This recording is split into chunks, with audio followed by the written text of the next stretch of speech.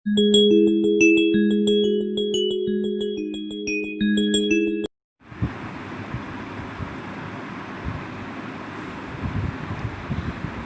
हम अध्याय 4 सम सीमांत उपयोगिता नियम के बारे में पढ़ेंगे। सम सीमांत उपयोगिता नियम इस तथ्य की व्याख्या करता है कि उपभोक्ता अपनी सीमित आय को विभिन्न वस्तुओं पर किस प्रकार व्यय करे कि अधिकतम संतुष्टि प्राप्त हो। मतलब इसके अंदर बताया गया है कि उपभोक्ता जो है अपनी आय को किस प्रकार से खर्च करेगा, अपनी जो इनकम है उसको किस प्रकार से खर्च करेगा, व्यय करेगा कि जिससे उसकी क्या हो, संतुष्टि प्राप्त हो, उसको अधिकतम संतुष्टि मिले। और जब उपभोक्ता को अधिकतम संतुष्टि प्राप्त होती है तो उस दशा को उपभोक्ता का संतुलन कहते हैं। और जब वो उपभोक्ता को अपनी आवश्यकता की वस्तु प्राप्त करने के बाद में जो संतुष्टि मिलती है, मुद्रा को खर्च करने के बाद में वह जब आवश्यकता की वस्तु प्राप्त कर लेता है और उसे जब संतुष्टि मिलती है तो उसी को क्या कहते हैं, उपभोक्ता का संतुलन कहा जाता है। सम सीमांत उपयोगिता नियम उपभोक्ता के संतुलन को दर्शाता है। और ये जो हमारा सम सीमांत उपयोगिता नियम है, यह उपभोक्ता के संतुलन को दर्शाता है। मतलब हम ये भी कह सकते हैं कि सम सीमांत उपयोगिता नियम के अंतर्गत उपभोक्ता के संतुलन के बारे में पढ़ा जाता है।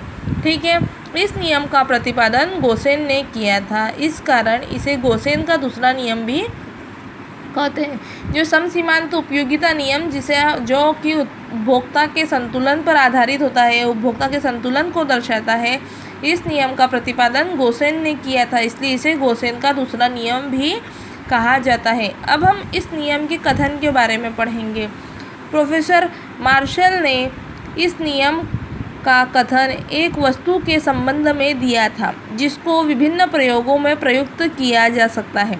वस्तु के स्थान पर हम मुद्रा के रूप में भी व्यक्त कर सकते हैं, क्योंकि मुद्रा एक ऐसी वस्तु है जिसे अनेक प्रयोग में लाया जा सकता है। मुद्रा के रूप में मार्शल की परिभाषा निम्न प्रकार दी गई है। मतलब क्या है, जो प्रोफेसर मार्शल ने एक ऐसी वस्तु ली जिसे हम बहुत सारे प्रयोग कर सकते हैं, तो उन्होंने उदाहरण लिया मुद्रा का। मुद्रा को ही एक वस्तु माना, एक चीज़ माना जिसको हम अनेक प्रकार की वस्तुओं को क्रय करने के लिए क्या कर सकते हैं, व्यय कर सकते हैं। तो उन्होंने प्रोफेसर मार्शल ने उसके बारे में परिभाषा दी मुद्रा के बारे में कि एक उपभोक्ता अपनी सीमित आय, मतलब अपनी सीमित आय क्या होती है, मुद्रा के रूप में जो सीमित आय प्राप्त की जाती है, उस सीमित आय से अधिकतम संतुष्टि की प्राप्ति तभी कर सकता है जब वह मुद्रा को विभिन्न वस्तुओं पर इस प्रकार व्यय करे कि प्रत्येक वस्तु पर व्यय की गई मुद्रा की अंतिम इकाई से प्राप्त उपयोगिता अर्थात सीमांत उपयोगिता एक समान हो। मतलब क्या है, जब वो जो अपनी कमाई गई आय, अपनी सीमित आय से अधिकतम संतुष्टि प्राप्त तभी कर सकता है जबकि वह अपनी आवश्यकता की सभी वस्तुओं पर क्या करे, एक समान रूप से व्यय करे और उससे क्या हो, उसे संतुष्टि प्राप्त हो, तभी वो क्या कहलाता है, सम सीमांत उपयोगिता नियम। ठीक है, अब हम सम सीमांत उपयोगिता नियम की मान्यताएं पढ़ेंगे। इसकी कुछ 4 मान्यताएं दी गई है, जिसमें पहली है, यह नियम इस मान्यता पर आधारित है कि उपभोक्ता एक विवेकशील प्राणी है, अर्थात उपभोक्ता अपनी आय को इस प्रकार व्यय करता है कि उसे अधिकतम संतुष्टि प्राप्त हो। मतलब क्या है, वह अपनी आवश्यकता की, अब उपभोक्ता भी है, अगर उसके पास मुद्रा भी है तो वो उसे हर कोई वस्तु में खर्च करेगा क्या, नहीं, जो वस्तु की उसे आवश्यकता है, जिस वस्तु से उसे संतुष्टि प्राप्त होगी उसी पर वह अपनी मुद्रा का व्यय करता है। इसीलिए उपभोक्ता को क्या किया जाता है, क्या कहा जाता है, विवेकशील प्राणी कहा जाता है, क्योंकि वह अपनी बुद्धि का प्रयोग करते हुए ही क्या करता है, व्यय करता है। इसीलिए उपभोक्ता को विवेकशील प्राणी कहा गया है।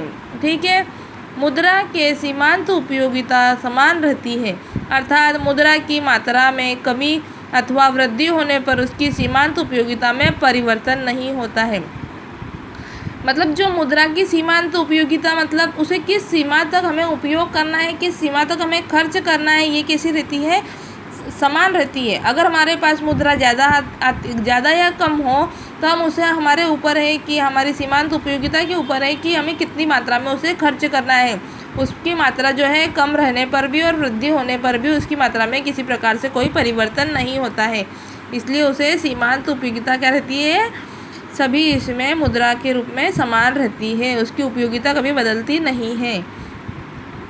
एक निश्चित समयावधि में उपभोक्ता की आय, रुचि, फैशन इत्यादि में कोई परिवर्तन नहीं होता है।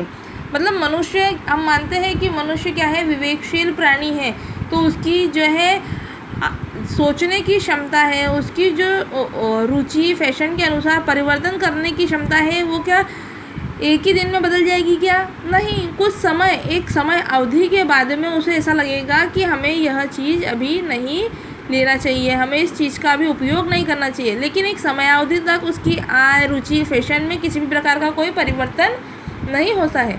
हो सकता है कि कुछ महीनों बाद, कुछ सालों बाद उसकी आय, रुचि, फैशन में परिवर्तन हो जाए, लेकिन एक निश्चित समयावधि तक उसकी रुचि, आय, फैशन में किसी प्रकार से कोई परिवर्तन नहीं होता है।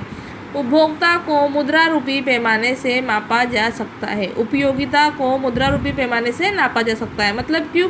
क्योंकि उपयोगिता जो है हमारी आवश्यकता की वस्तुएं जो है, हमें जब आवश्यक होगी, जो वस्तु आवश्यक होगी उसे हम मुद्रा देकर क्रय करेंगे। इसीलिए उपयोगिता को क्या कहा गया है कि मुद्रा रूपी पैमाने में इसे नापा जा सकता है। ये तो हुआ हमारे कि समसीमांत उपयोगिता नियम की क्या मान्यता है। हम समसीमांत उपयोगिता नियम का महत्व पढ़ेंगे, जो कुछ इस प्रकार 5 प्रकार के दिए गए हैं, जिसमें उपभोग के क्षेत्र में, उत्पादन के क्षेत्र में, नियम विनिमय के क्षेत्र में, वितरण के क्षेत्र में और राजस्व के क्षेत्र में किस प्रकार से प्रयोग किया जाता है, किस प्रकार से उसका महत्व है समसीमांत नियम का, उसके बारे में हम पढ़ेंगे। अर्थशास्त्र के विभिन्न क्षेत्र में समसीमांत उपयोगिता नियम का महत्व निम्नलिखित है।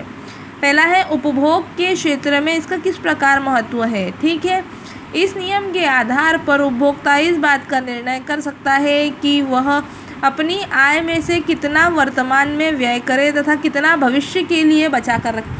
मतलब जो उपभोक्ता है उसी के ऊपर आधारित रहता है कि वह अपने आय में से कितना प्रतिशत भाग अभी वर्तमान के लिए व्यय करेगा और कितना प्रतिशत भाग जो है संचित करेगा, मतलब भविष्य के लिए बचा कर रखेगा।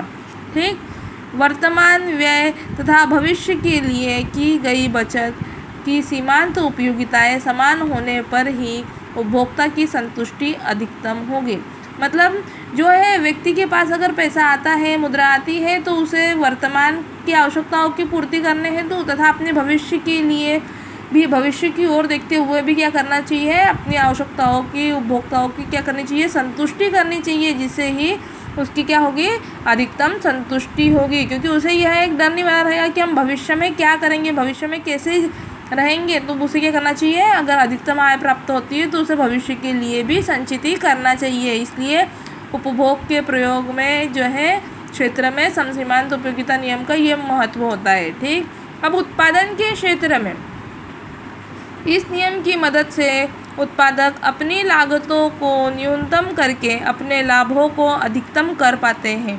उत्पादक को अधिकतम लाभ तभी प्राप्त होता है जबकि वह कम प्रतिफल देने वाले साधन के स्थान पर अधिक प्रतिफल देने वाले साधन को तब तक प्रतिस्थापित करता रहे जब तक कि सभी साधनों का सीमांत प्रतिफल बराबर न हो।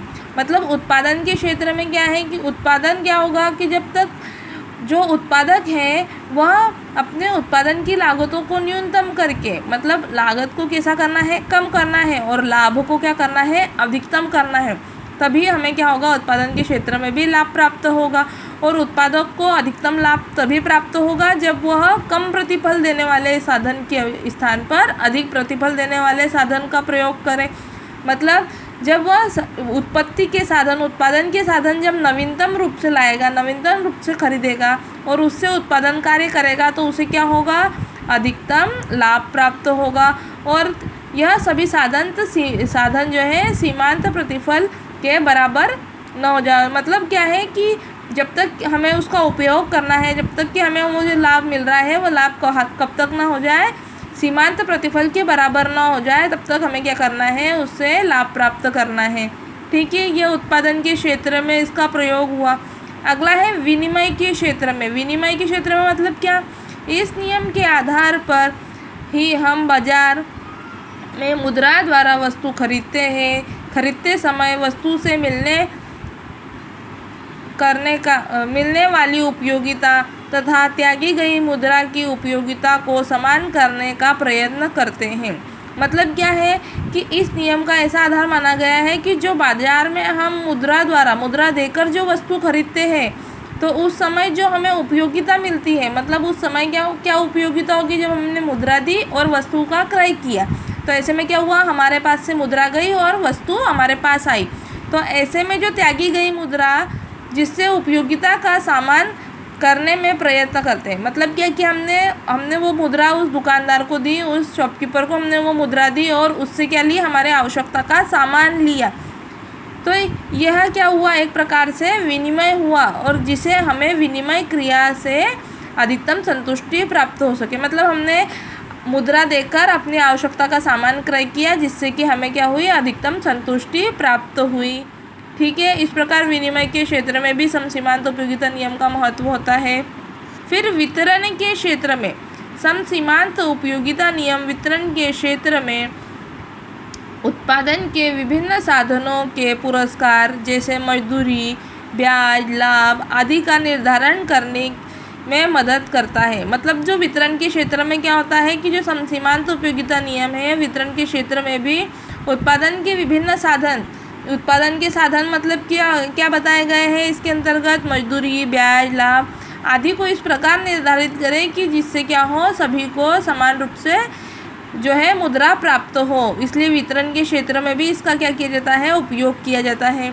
अब है राजस्व के क्षेत्र में प्रयोग। इस नियम के द्वारा ही सरकार विभिन्न वर्गों पर इस प्रकार कर लगाती है कि सभी वर्गों का सीमांत त्याग बराबर हो जाए। मतलब जो है सरकार जो है सभी वर्गों के लोगों पर, सभी वर्गों के व्यक्तियों पर, श्रमिकों पर, कर्मचारियों पर इस प्रकार से कर लगाती है कि जिससे सीमांत त्याग क्या हो, बराबर हो जाए। इसमें कुल समाज का कुल त्याग न्यूनतम हो जाता है। इस आधार पर सरकार विभिन्न मदों पर व्यय इस प्रकार विभाजित करती है कि प्रत्येक मद से मिलने वाली सीमांत सामाजिक उपयोगिता बराबर हो। इससे सामाजिक कल्याण अधिकतम हो। मतलब जो सरकार द्वारा जो कर लगाए जाते हैं, जो राजस्व कर लगाए जाते हैं, उससे क्या होता है कि इस प्रकार से उसे कर लगाया जाए जिससे कि सीमांत जो है त्याग वो कैसा हो, बराबर हो, और साथ ही में सभी वर्गों के लोगों पर किसी भी प्रकार का शोषण न हो। इसीलिए उन पर उनकी आय के अनुसार क्या किया जाता है, कर लगाया जाता है। विभिन्न प्रकार से उनको विभाजन किया जाता है, करों का भी उनमें विभाजन किया जाता है। ये हमारा हुआ समसीमांत उपयोगिता नियम का महत्व। अब हम उसकी कुछ सीमाएं देखेंगे। समसीमांत उपयोगिता नियम की कुछ आलोचनाएं निम्नलिखित हैं। इस नियम की मान्यताएं दोषपूर्ण है, अर्थात उपभोक्ता की सही माप संभव नहीं होती है और यह नियम उसकी माप की मान्यता लेकर चलता है। इस प्रकार मुद्रा की सीमांत उपयोगिता स्थिर रहती है इत्यादि।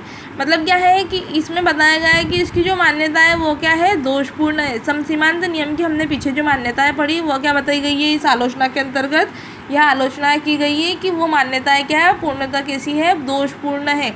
क्योंकि जैसे उपयोगिता की उसने उदाहरण बताया, उपयोगिता की सही माप जो है संभव नहीं है। मतलब जो हमें आवश्यकता की वस्तु है, हो सकता है ये भी बिल्कुल सही बात है कि हो सकता है कि हमें कुछ आवश्यकता की वस्तु है अब कम लग रही है, लेकिन हो सकता है कि फ्यूचर में, भविष्य में क्या हो सकता है कि वो उपयोगिता की, आवश्यकता की वस्तु क्या है, उनकी जो है मात्रा बढ़ जाए।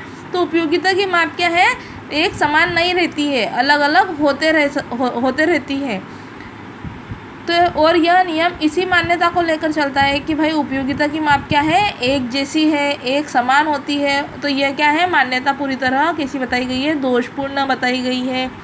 यह मान्यता तभी लागू होगी जबकि वस्तु को छोटी छोटी इकाइयों में विभाजित किया जा सकता है, जबकि वास्तव में ऐसा करना संभव नहीं है।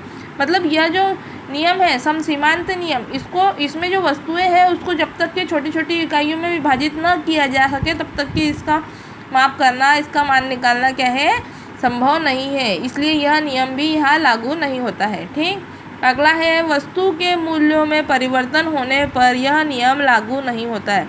अगर वस्तु का मूल्य जो है, आज वस्तु का मूल्य कुछ और है, सपोज हमने आज वस्तु कुछ क्रय की, उसका मूल्य अगर 100 रुपये है और कल को उस वस्तु का मूल्य अगर 120 हो जाता है, तो इसमें क्या हुआ, वस्तु के मूल्य में क्या हुआ, एक प्रकार से परिवर्तन हुआ। तो इस परिवर्तन पर भी, इस अचानक हुए परिवर्तन पर भी यह नियम लागू नहीं होता है। अगला है, वस्तुओं के उपलब्ध न होने पर जब उनके स्थान पर कम उपयोगी वस्तु का उपभोग किया जाता है तो यह नियम लागू नहीं होता है। मतलब स्थानापन्न वस्तुओं का जब नियम उपयोग किया जाता है तब भी यह नियम क्या है, लागू नहीं होता है। मतलब अगर हम चाय खरीदते हैं तो चाय के स्थान पर हमें चाय नहीं मिली तो हम उसके स्थान पर अगर कॉफ़ी अगर खरीदते हैं तो यह जो है स्थानापन्न हुआ। चाय के स्थान पर कॉफ़ी खरीदना क्या हुआ, स्थानापन्न हुआ। तो इसमें क्या होगा कि स्थानापन्न वस्तु के क्रय करने पर यह नियम लागू नहीं होगा। मतलब स्थानापन्न वस्तु के उपभोग करने पर यह नियम लागू नहीं होता है। ठीक है। पूरक वस्तु जैसे कार व पेट्रोल के संबंध में यह नियम लागू नहीं होता है। पूरक वस्तुएं मतलब जिनके बिना उस वस्तु को पूर्ण नहीं किया जा सकता है, पूरा नहीं किया जा सकता है, ऐसी वस्तुओं के संबंध में भी यह जो है नियम लागू नहीं होता है।